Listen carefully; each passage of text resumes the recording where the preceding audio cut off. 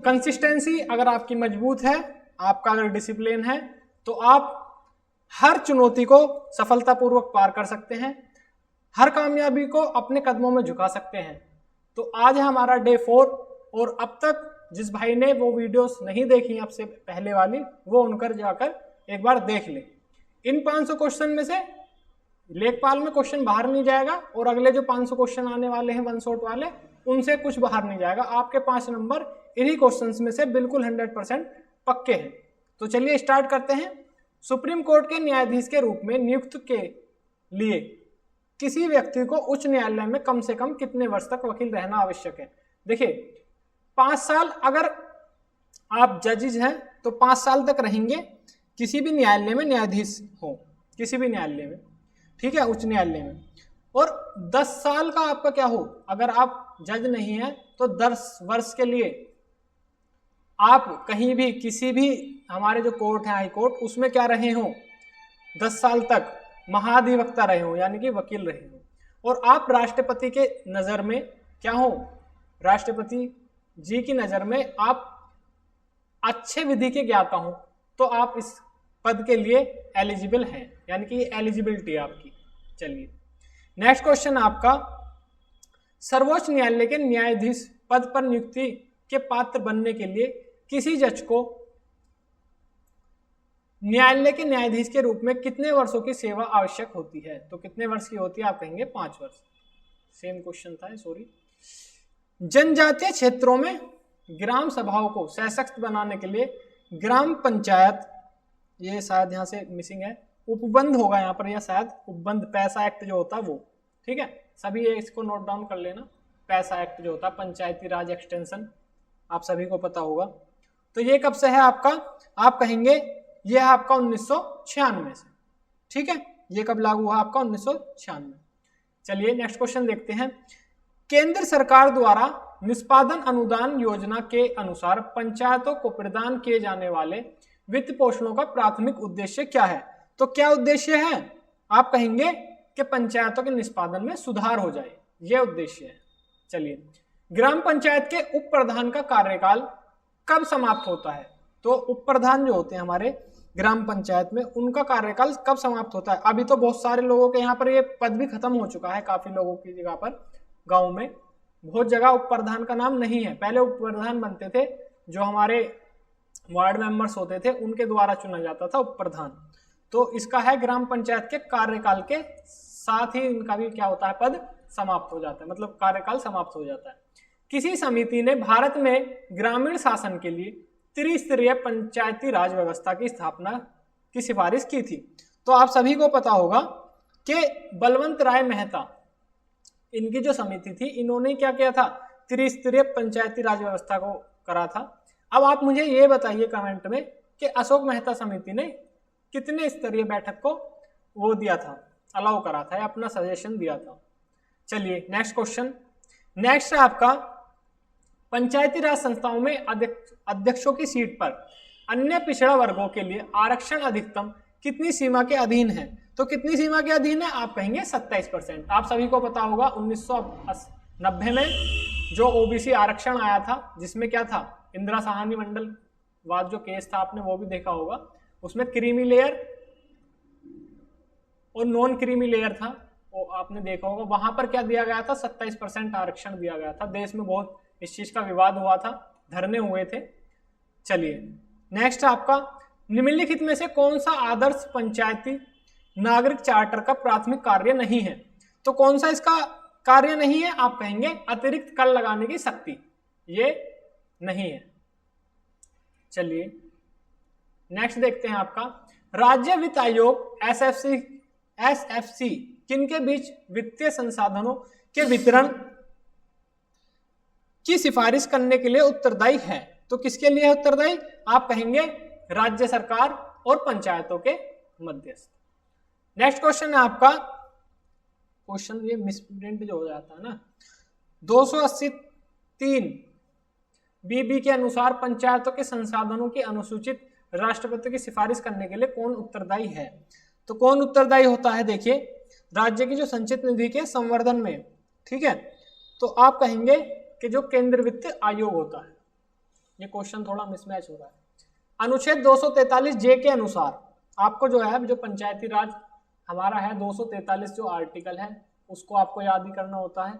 तो इनमें क्या करना होता है, जैसे 243 के है तो आप इसको स्ट्रिक्ट से याद करें, कौन बनेगा, ठीक है। जैसे इनमें कौन बनेगा प्रधान, वो पंचायत का ग्राम प्रधान, तो इसमें क्या आ जाता है आपका हमारा चुनाव जो इलेक्शन कराते हैं चुनाव आयोग आ जाता है। इसी तरह से 243 आई का मतलब इनकम, तो इसमें क्या आ जाता है आय से रिलेटेड आ जाता है, ठीक है। इस तरह से इसको याद कर लेना। जैसे 243 जी, तो जी का मतलब जूनियर जी पावर, तो 243 जी में क्या होती है पावर होती है। मतलब इस तरह से आपको कुछ अपनी ट्रिक बना लेना, उनसे याद कर लेना। तो 243 जे में पूछा है इन्होंने हमसे कि राज्य विधानमंडल पंचायती राज, तो क्वेश्चन तो पूरा नहीं है लेकिन मैं आपको बता देता हूं कि जो 243 पंचायती राज है हमारा जे, वो किससे संबंधित है, खातों का रखरखाव और लेखा परीक्षा, पंचायती अधिकारी है, या शहरी शासन के लिए नीति बनाना, या पंचायती चुनावों का संचालन करना। तो यह आपका खातों का रखरखाव और लेखा परीक्षा से संबंधित है।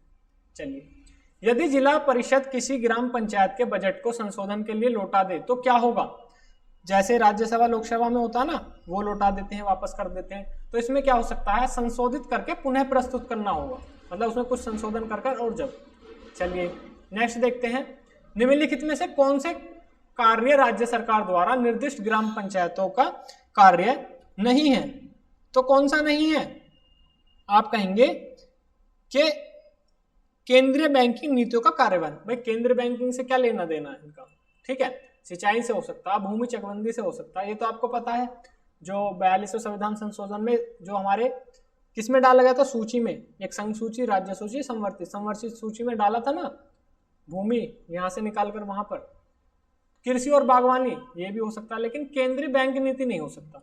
चलिए नेक्स्ट क्वेश्चन आपका, स्थानीय सरकार संस्थाओं के संबंध में पीके थुंगन समिति 1989 की प्राथमिक सिफारिश क्या थी।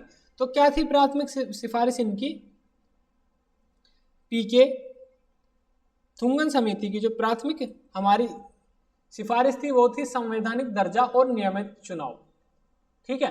यानी कि उन्हें संवैधानिक दर्जा मिले और नियमित उनके चुनाव हो, किनके, पंचायत राज के। भारतीय संविधान की कौन सी अनुसूची उन 29 विषय आपको पता होगा, 73वें संविधान संशोधन 1992 जो 11वीं अनुसूची है हमारे, उसमें 29 विषय के बारे में क्या किया गया है, हमारे ग्राम पंचायत के बारे को मतलब पावर दी गई है 29 विषयों पर, और 18 विषय पर किसे, पंचायत नगर निगम को, नगर पालिका को। तो ये है आपका कौन सा था वो, कौन सी पंचायती राज को हस्तांतरित किया जा सकता है। तो यह किया जा सकता है आपका 11वीं। चलिए 73वें संविधान संशोधन के तहत पंचायतों की वित्तीय स्थिति की समीक्षा के लिए किस अंतराल पर वित्तीय आयोग का गठन किया जाना चाहिए। तो किस उस पर गठन किया जाना, मतलब अंतराल का मतलब इतने टाइम बाद, तो आप कहेंगे प्रत्येक 5 वर्ष में। 73वें संविधान संशोधन के अनुसार पंचायती राज संस्थाओं में कुल सीटों का कितना हिस्सा महिलाओं के लिए आरक्षित है। देखिए अभी आपने लोकसभा राज्यसभा में देखा होगा तो कितना होता है वो 33% है ना, तो ये कितना हो गया आपका 1/3, 33% हो चुका है। भारतीय पंचायती राज मंत्रालय MOPR कब स्थापित किया गया था। तो MOPR पंचायती राज जो स्थापित किया गया था आपका किया गया था 2004 में। नेक्स्ट 73वें संविधान संशोधन अधिनियम 1992 ने निम्नलिखित में से किसे संवैधानिक दर्जा प्रदान किया। तो किसे प्रदान किया था बताएंगे आप सभी। ये किया गया था आपको पंचायती राज संस्थाओं को, ठीक है, पंचायती राज संस्थाओं। नेक्स्ट क्वेश्चन आपका 243O, आप सभी जानते होंगे 243O के अंतर्गत निर्वाचन क्षेत्र के परिसीमन के संबंध में। देखिए क्वेश्चन तो पूरा नहीं आ रहा है कि इसमें क्वेश्चन क्या करा गया है, लेकिन मैं आपको इसमें बता देता हूं कि विधि की वैधता पर अदालत में प्रश्न नहीं किए जा सकते, यानी कि 243O में। भारत का चुनाव आयोग जिम्मेदार नहीं, ये तो खुद पंचायती राज से है। संसद के पास विशेष अधिकार नहीं, सुप्रीम कोर्ट, मतलब तीनों ही ऑप्शन ऐसे हैं जो इनका लेना देना है नहीं 243 से, ठीक है। नेक्स्ट क्वेश्चन देखते हैं। उत्तर प्रदेश पंचायती राज संस्थाओं को 12वें वित्त आयोग का अनुदान किस समय अवधि को कवर करने हेतु था? तो किस के लिए था? आप कहेंगे 2005 से लेकर 2010 तक। और आप ये मुझे बताइए कि पंचायती राज सबसे पहले कहां पर लगा था? आप कहेंगे राजस्थान, नागौर जिले। याद आ रहा है कुछ? ठीक है, चलिए। स्वतंत्रता के बाद भारत में पंचायती राज व्यवस्था सबसे पहले किस राज्य में लागू की गई थी? देखिए, तो किस राज्य में लागू की गई थी? आप कहेंगे ये लागू की गई थी हमारी राजस्थान में। मैं बता रहा था अभी आपको, नागौर जिले में। ठीक है, इस जिले में, नागौर जिले में। यहां से भी ये क्वेश्चन पूछ लिया जाता है। चलिए, नेक्स्ट क्वेश्चन आपका, 73वें संविधान संशोधन के बाद निम्नलिखित में से किस समिति ने महत्वपूर्ण भूमिका निभाई थी? तो किस समिति ने महत्वपूर्ण निभाई थी? आप कहेंगे एलएम सिंघवी समिति ने। आपको पता होगा जब यहाँ पर राजीव गांधी थे हमारे, तो वो लेकर आए थे इस बिल को, लेकिन वो पास नहीं हुआ था, है ना? याद आ रहा है आपको? जब 73वां, उसके बाद हुआ आपका 73वां संविधान संशोधन, जब ये सिंघवी समिति आई थी। चलिए, नेक्स्ट आपका अनुच्छेद 243B के अनुसार किस राज्य किसी स्थिति में मध्यवर्ती स्तर पर पंचायतों का गठन नहीं करने का विकल्प चुन सकता है? तो किस पर चुन सकता है? आप कहेंगे कि जनसंख्या 20 लाख से कम होने पर। पता है ना आपको, बी और C D, 243B C D, ward समिति, ये संस्थाओं का गठन। चलिए, गांव में आत्मनिर्भर बुनियादी ढांचे को प्रगति की निगरानी किस स्तर पर की जाती है? तो किस स्तर पर की जाती है? आप कहेंगे राज्य और जिला स्तर पर। नेक्स्ट है, भारतीय संविधान का कौन सा अनुच्छेद गांव, मध्यवर्ती और जिला स्तर पर पंचायतों की स्थापना करता है? तो कौन स्थापना करता है? आप कहेंगे कि ये करता है आपका 243B। अभी आपने क्वेश्चन देखा होगा इससे पहले वाला। भारतीय संविधान के किस भाग के अंतर्गत पंचायत के लिए प्रावधान शामिल किए गए हैं? तो किस भाग में प्रावधान शामिल किए गए हैं? आप कहेंगे कि ये शामिल किए गए हैं आपके भाग 9 में, 10 में, 11 में, 12 में। बताइए, तो ये भाग करे गए आपके भाग 9 में। ठीक है, भारतीय संविधान के अनुच्छेद 243Q के अंतर्गत गठित स्वशासन की संस्था कौन सी है? तो कौन सी है? आप कहेंगे नगर पालिका है। ठीक है, क्यों बनोगे तुम नगर के उच्चतम अधिकारी? इस तरह से याद कर लेना, मतलब आप कुछ भी ट्रिक लगाकर। नेक्स्ट आपका, राज्य के संचित निधि से पंचायतों की सहायता अनुदान किसके द्वारा शासित होती है? तो किसके द्वारा शासित होती है? ये कहेंगे आपके मुख्यमंत्री के द्वारा होती है। लोकतंत्र और विकास के लिए पंचायती राज संस्थाओं के पुनरुद्धार पर अवधारणा पत्र हेतु कौन सी समिति नियुक्त की गई थी? तो कौन सी समिति नियुक्त की गई थी? आप कहेंगे कि एलएम सिंघवी समिति की गई थी। ठीक है, राजस्थान के किस जिले में 1959 में सबसे पहले पंचायती राज व्यवस्था लागू की गई थी? तो ये मैंने आपको पहले बता दिया है, कब की, किसमें की गई थी? नागौर जिले में की गई थी।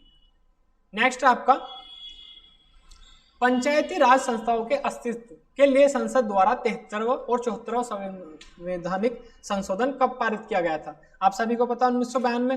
ये तो आप पूरे तरीके से वो करते हैं, लेकिन ये जो है हमारा लागू हुआ था 1993 में। ठीक है, बाकी इनके लिए जो संविधान संशोधन वो क्या आएगा? दिसंबर 1992। ठीक है, चलिए नेक्स्ट देखते हैं, भारतीय संविधान की किस अनुसूची में पंचायतों की शक्ति का विवरण किया गया है? तो आप सभी को पता होगा, ये है आपकी 11वीं अनुसूची, और 12वीं अनुसूची में क्या है? नगर पालिका वाली। ठीक है, इसमें कितने विषय होते हैं? 29 विषय होते हैं, और 73वें संविधान संशोधन द्वारा, किससे? 73वें संविधान संशोधन द्वारा जोड़े गए थे। चलिए, निम्नलिखित में से कौन सा अनुच्छेद पंचायती राज से संबंधित है? तो आपको पता होगा 243, 124 सुप्रीम कोर्ट, 324 बताइए किससे होता है? 324, और 73 इन सभी के बारे में बताइए, राष्ट्रपति, उपराष्ट्रपति। ठीक है, 72 में पावर होती है, क्या होता है 73 में? आप सभी को ये बताना है। भारत की पंचायती राज व्यवस्था में कुल कितने स्तर हैं? तो कुल कितने स्तर हैं आप सभी को पता होगा कि जब हमारी BOR समिति आई थी, बलवंत राय मेहता समिति, तो उन्होंने कितने वो दिए थे? हमारे 3 दिए थे। ठीक है, 3 स्तरीय। त्रिस्तरीय पंचायती राज व्यवस्था का विचार सबसे पहले किसने रखा था? ये पूछ रहा है, मतलब सबसे पहले किसने रखा था? तो ये रखा था हमारे बलवंत राय मेहता समिति ने।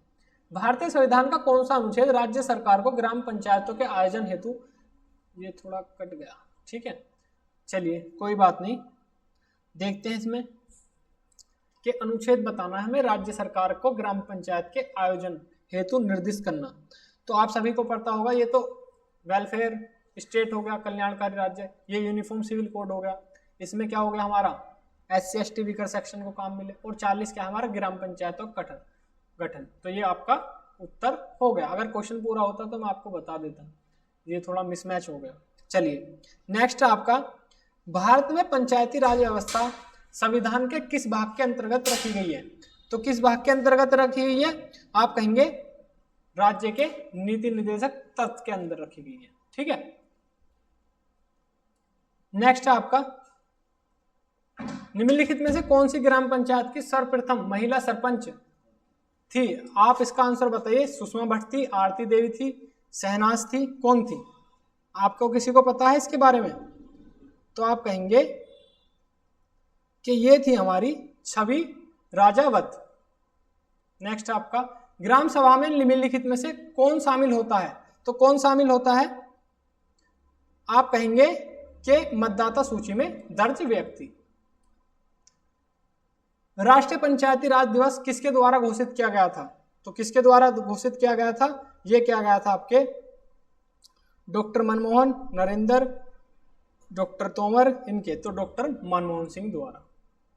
नेक्स्ट आपका, 243I के अनुसार पंचायती की वित्तीय स्थिति, मैंने बताया था आई का मतलब क्या होता है? इनकम, ठीक है। तो इनकम में क्या होता है? हर 5वें वर्ष में क्या होती है? इसकी समाप्ति हो जाती है। भारत में महिलाओं के लिए आरक्षण कहाँ उपलब्ध है? तो कहाँ पर उपलब्ध है महिलाओं के लिए आरक्षण? आप कहेंगे कि ये आरक्षण हमारा उपलब्ध है लोकसभा में, पंचायती राज निकायों में, उपयुक्त सभी स्थानों पर, राज्य विधानसभा में, सभी में, देखिए, ठीक है। भारत में पंचायती राज स्थापित करने वाले प्रथम 2 राज्य कौन से थे? तो वे राज्य कौन से थे? आप कहेंगे राजस्थान और आंध्र प्रदेश, ठीक है। चलिए नेक्स्ट क्वेश्चन देखते हैं। नेक्स्ट आपका, निम्नलिखित में से किस राज्य में पंचायती राज प्रणाली लागू नहीं की गई है? तो नहीं की गई है, ये किस में है आपका? नागालैंड में। चलिए, भारत में पंचायती राज की त्रिस्तरीय व्यवस्था का अनुमोदन किस समिति द्वारा किया गया था? तो आप सभी को पता है सबसे पहले कौन सी आई थी? बलवंत राय मेहता समिति, ठीक है। फिर देखिए अशोक मेहता समिति भी आई थी, उसने क्या बोला था? उसे 2 स्तरीय बनाया था। फिर GV समिति आई थी। चलिए, ग्राम पंचायतें द्वारा उप प्रधान को हटाने हेतु कम से कम कितने पंचायती सदस्यों का समर्थन चाहिए? तो ये समर्थन चाहिए आपका कितने का? आप कहेंगे 2/3 का, ठीक है। निम्नलिखित में से कौन पंचायती राज संस्था का अंग नहीं है? देखिए, ग्राम सभा है, न्याय पंचायत है, ग्राम पंचायत है, ग्राम सहकारी संस्था ये नहीं है, ठीक है। तो आज के सवाल यहीं पर समाप्त होते हैं। आगे की वीडियो का इंतजार रखिए, कल तक आपको दूसरी वीडियो मिल जाएगी। और अभी तक अगर आपने चैनल सब्सक्राइब नहीं करा तो चैनल को सब्सक्राइब करिए, रैंक अप 360 को, और वीडियो अच्छी लगी हो तो लाइक करिए। Thank you.